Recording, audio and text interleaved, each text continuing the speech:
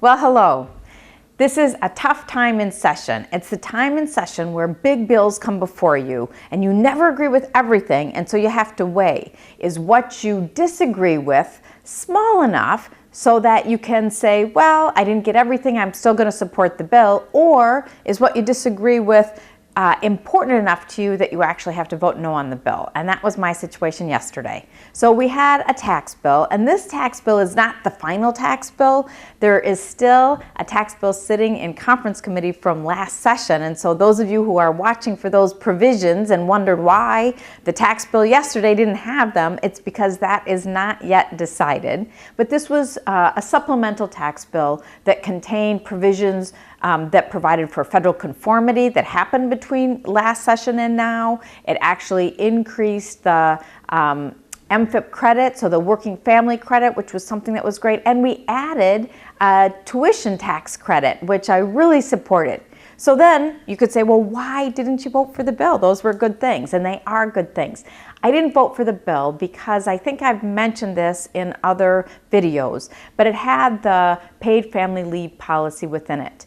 And as I've said, I am really for finding ways to support not just new parents to be able to bond with their children, but also people who have aging parents and need to take care of them. I am so for that. However, the way this was structured is we never gave the business community any time to give us input. And so it created a whole new insurance initiative. It created like 40 more staff people funding a whole new division in state government, and then a tax on employees and employers in companies that were 21 employees or more, unless they could demonstrate they had a substantially similar program already in place.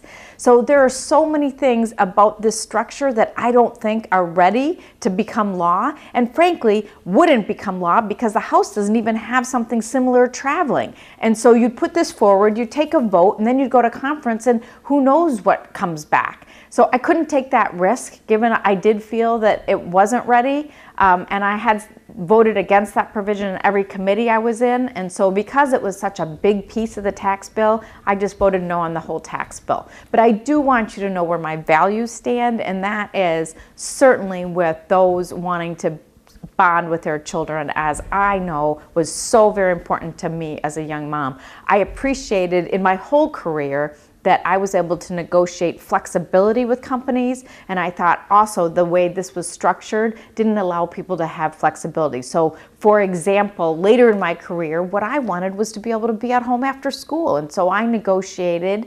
80% pay to be able to spend 20% of time at home. And then of course I did the work at night, so it was really 100%. They got a very good deal, which other women who have been in my situation know. We often make those sacrifices, but I did so willingly. So the other thing is, I think we want to recognize companies who offer flexible packages as people go through their lives, because each of us deserve to be able to have the kind of flexibility that suits our commitment to our families at any given time.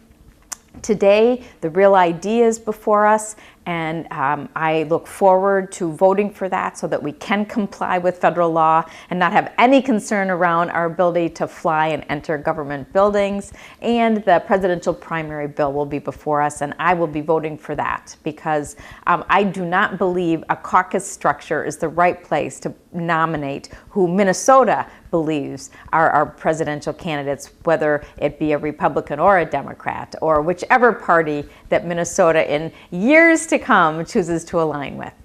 So I will be voting yes, and I've stated, little issues with this or that, but that's a case where the good overweighs any concern I might have about a sentence or two.